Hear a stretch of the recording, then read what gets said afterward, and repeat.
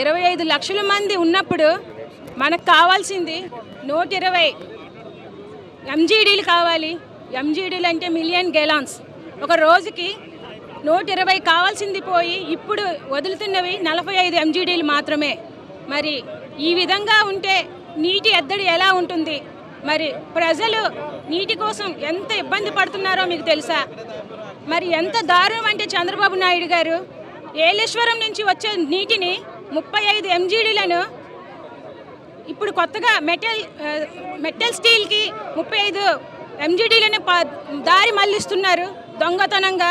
ఇది ఏ విధంగా సబబని మిమ్మల్ని అడుగుతూ ఉన్నాను. ఇది ఏమైనా విశాఖ కార్పొరేషన్లోని ఏమైనా ఆమోదం పొందారా అని మిమ్మల్ని అడుగుతూ ఉన్నాను. ఆమోదం పొందలేదు సరికదా, దొడ్డిదారిని పంపిస్తున్నారు వేరే పైప్ లైన్ ద్వారా 35 ఎంజీడీలను.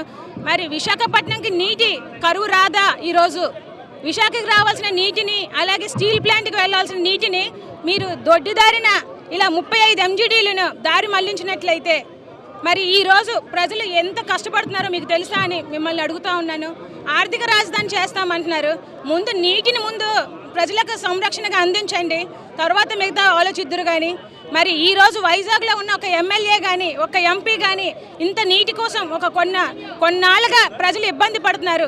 ఒక్కసారైనా ప్రెస్ మీట్ పెట్టి ఈ విధంగా ఇబ్బంది పడుతున్నాము, మనకి నీళ్ళు లేక చాలా ఇదిగా ఉంది అని సమస్యలపై ఏ రోజైనా మీరు మాట్లాడారా అని మిమ్మల్ని ప్రశ్నిస్తున్నాను. మీరు ఇదే ధోరణిలో వెళ్ళినట్లయితే ఏ ప్రజలైతే మిమ్మల్ని గద్దెనెక్కించారో అదే ప్రజలతో మీరు చెప్పు దెబ్బలు తిని మరి గద్దె దిగే రోజు వస్తుందని తెలియజేస్తున్నారు. ఈరోజు వైజాగ్ వాటర్ లేని పరిస్థితిలో ఉంది.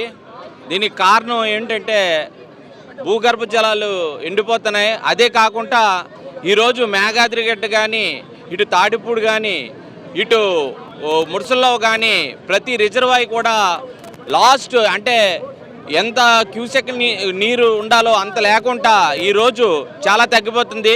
ఈరోజు అపార్ట్మెంట్స్ అన్నీ చూసుకుంటే కనీసం ట్యాక్స్ కడుతున్న వాళ్ళు కూడా వాటర్ ఈరోజు వరకు సప్లై చేయట్లేదు. ఇప్పుడు ఎవరైతే ఈ స్లమ్ ఏరియాలో ఉంటుందో వాళ్ళ వాటర్ అంతా ఈరోజు కలుషిత వాటర్ వస్తుంది.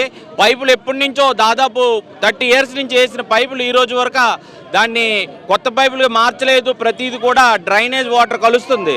దీని మీద చంద్రబాబు నాయుడు గారు ఎటువంటి ఇది ఉండదు, అన్నీ చేస్తాం అని చెప్తారు తప్ప ఏమీ చేయట్లేదు. కాబట్టి దీన్ని కంపల్సరీ ఖండిస్తున్నాం. ఇది ముందుకి చాలా ఇబ్బంది అవుతుంది. వైజాగ్ని దారుణ పరిస్థితిలో చేస్తున్నారు. పీపీపీ పద్ధతి పెడుతున్నారు.